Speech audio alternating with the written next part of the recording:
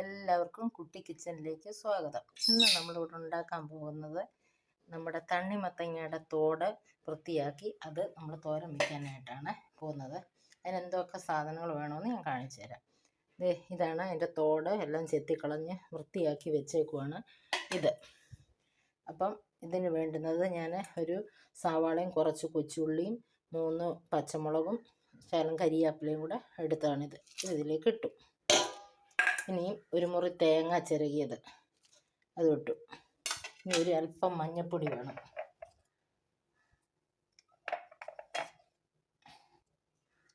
ഇനി ഉപ്പ് ആവശ്യത്തിന് ഇടണം. പെട്ടെന്ന് വയ്ക്കാവുന്ന കറിയാണ്. നമ്മൾ തണ്ണിമത്തങ്ങ വാങ്ങിച്ച് കഴിച്ച് കളയണ്ട. അതിൻ്റെ തോടെടുത്ത് നമുക്കിങ്ങനെ തോരനോ സാമ്പാറിനകത്തോ ഒക്കെ ഇടാം.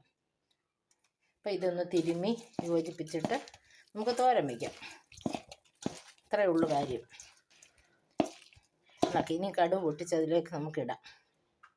നമുക്ക് അല്പം എണ്ണ ഒഴിച്ച് കൊടുക്കാം.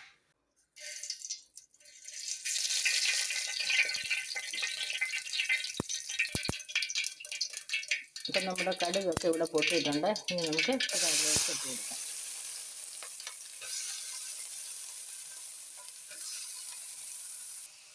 ഇപ്പം നമ്മളത് ഇട്ടിട്ടുണ്ട്. ഇതാ ഇത്ര വെള്ളം, ഇത് തന്നെ വേണ്ട, കുറച്ച് വെള്ളം മതി. ഇത്രയും വെള്ളം മതി.